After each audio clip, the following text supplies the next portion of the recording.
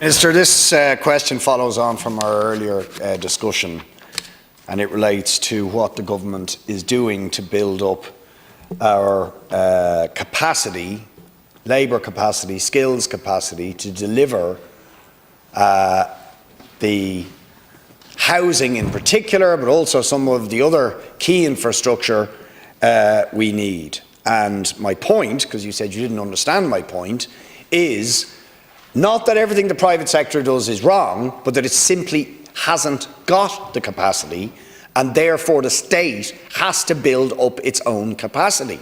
And there's little sign, to my mind, that the state understands that and is pursuing it with rigour. So, but what do you mean by capacity?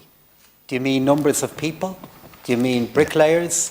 Do you mean carpenters? Do you mean plumbers? Yes. Regardless of whether the state is seeking to hire them or the private sector is seeking to hire them, they were not available in recent years in the quantity in which we needed.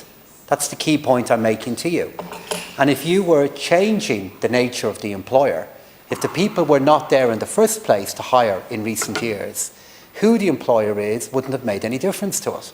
What we are doing to build up the capacity are the steps that have been taken by Minister Harris, that will be continued by Minister O'Donovan, in relation to apprenticeships, in relation to encouraging more people into the construction sector to see it as something which they can have a career within, and to give them the training and support they need in which it can provide to them a good job and a good job over a longer working life. So there are the steps that have been taken from a people, from a human capital point of view, in relation to other steps that the government is taking to try to build up the more general capacity within the economy to do it.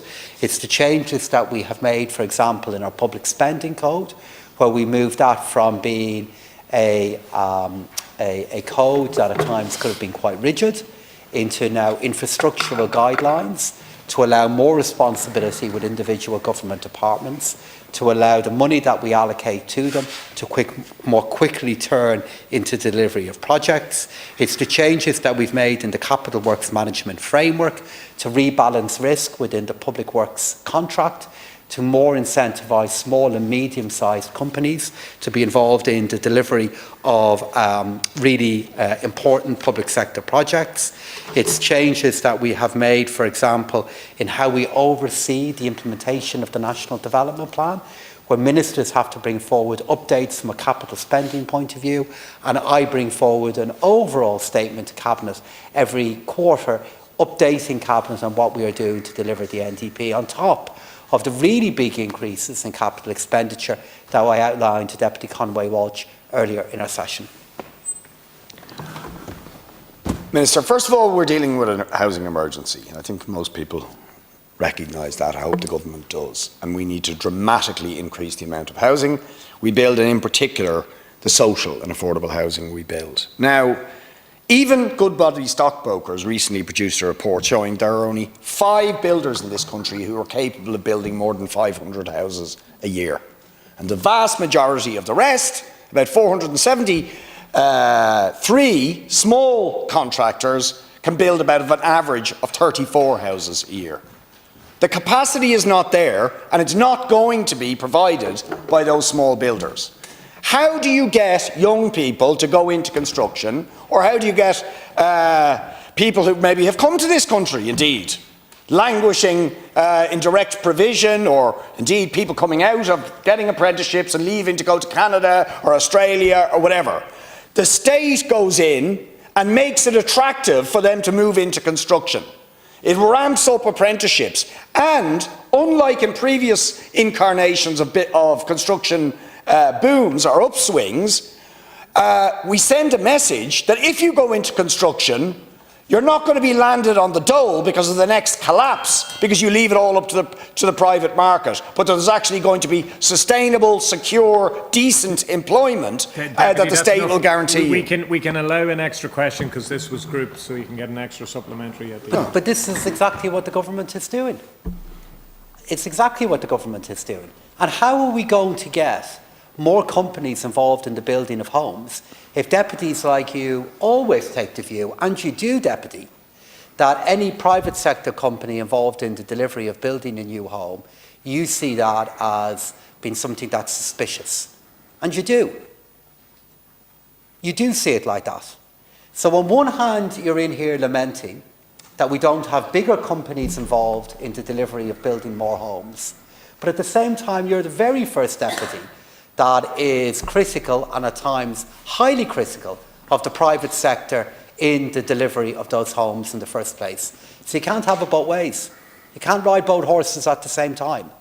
And in addition to all of that happening, what we are seeing happen through our local authorities and through our approved housing bodies is the state building more and more homes directly. But don't, on one hand, come in and you wring your hands to me, Deputy, saying the private sector should be building more, we should have bigger developers, and then on the other hand, continually be suspicious and critical of the private sector in their role in the delivery of more homes. No, I'm not suspicious. I can just see the facts for myself. And so can everybody else. And by the way, so can the builders, because they're even saying it.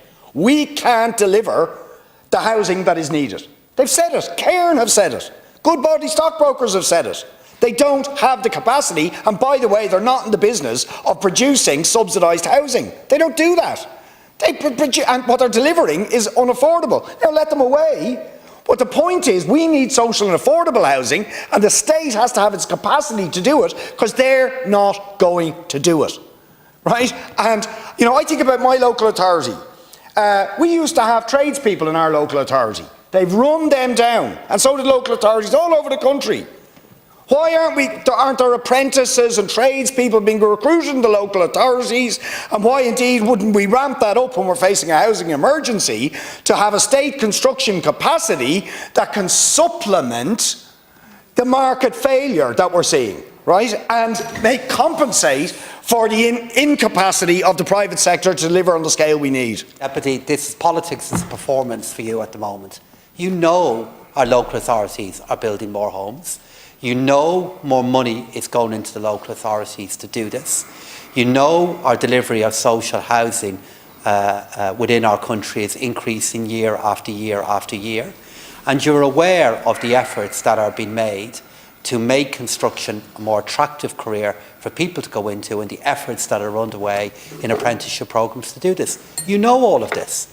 And I find it extraordinary that a man who doesn't have a good word to say about the operation of economies is coming in here, quoting a stockbroking report in the way you are, wringing your hands that the private sector can't do more, when you're always critical and always excoriating the role of the private sector in the delivery of homes in the first place. I go back to what I said at the start of our exchange. We need two things. We are in the middle of such need, such challenge in the delivery of more homes. We need the private sector to do more. And where market failure is occurring, and even where market failure is not occurring, we need a strong state that's delivering more homes as well to fulfil our commitments to citizens who need social housing. That's happening. It's underway. The figures that are going to be published by the government tomorrow will indicate the progress that we're making in this year alone in delivering it.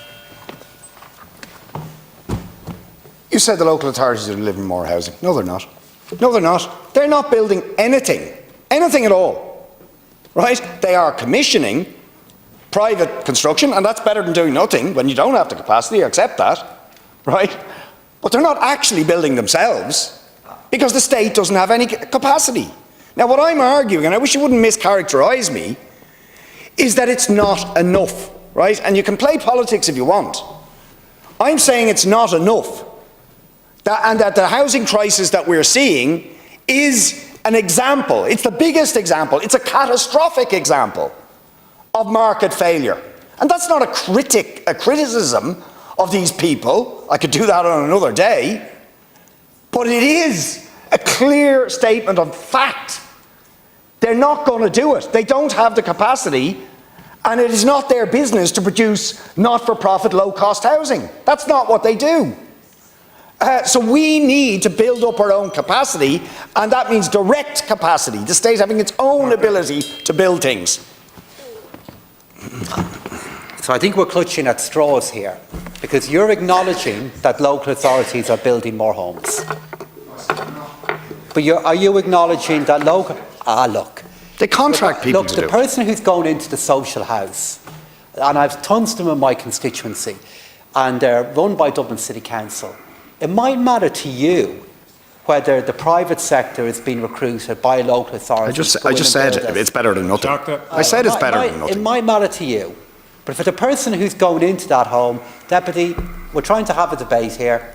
I'm giving you back facts that you're clearly uncomfortable with. You don't like when I challenge the ideologies that you wrap around housing. I'm making the point to you that if the local authority is out using private plumbers, private bricklayers, small, medium-sized construction companies to deliver more local housing, it doesn't matter to the person who's moving into that local housing who's built it, and it doesn't. I can see that with the progress that has been made in the north side of Dublin alone. I can see that progress that is underway.